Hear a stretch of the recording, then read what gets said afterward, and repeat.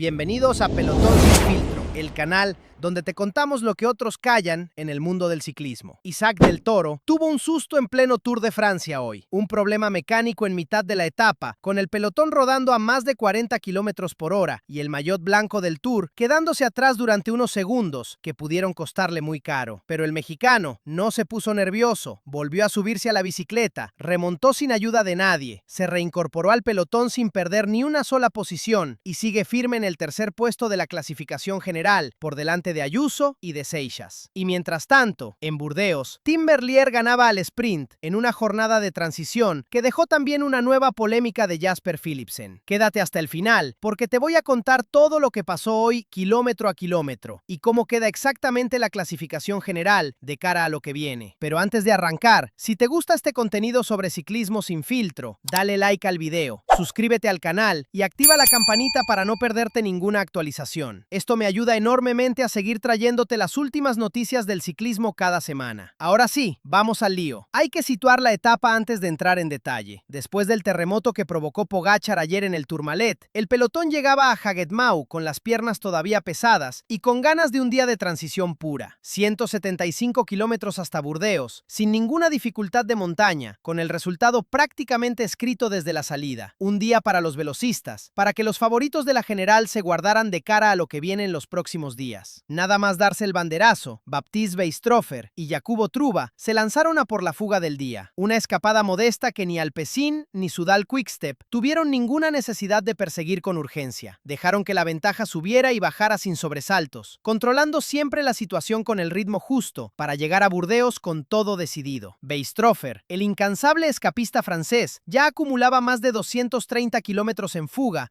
a lo largo de este Tour, antes de siquiera empezar la etapa de hoy, y volvió a ser el último superviviente de la aventura, antes de que la maquinaria de los velocistas terminara por neutralizar cualquier intento de sorpresa. A 125 kilómetros de meta, llegó el momento que más nos interesa. Isaac del Toro sufrió un problema mecánico en pleno pelotón. El maillot blanco del Tour, el corredor que hasta ese momento no había tenido ni un solo susto en toda la carrera, se vio obligado a parar mientras el pelotón seguía rodando a su ritmo de crucero. Davide Piganzoli, de Visma, sufrió exactamente el mismo contratiempo casi al mismo tiempo. Y ahí es donde se ve la diferencia entre un corredor con la cabeza fría y uno que se pone nervioso. Isaac cambió de bicicleta, recibió el empujón de su gregario y remontó el pelotón sin necesidad de ayuda extra ni de perseguir durante kilómetros como le había pasado en Montjuic unos días antes. Volvió a su posición como si el susto nunca hubiera existido. Y conviene subrayarlo, porque no es la primera vez esta semana que un simple contratiempo mecánico pone a prueba los nervios de un corredor.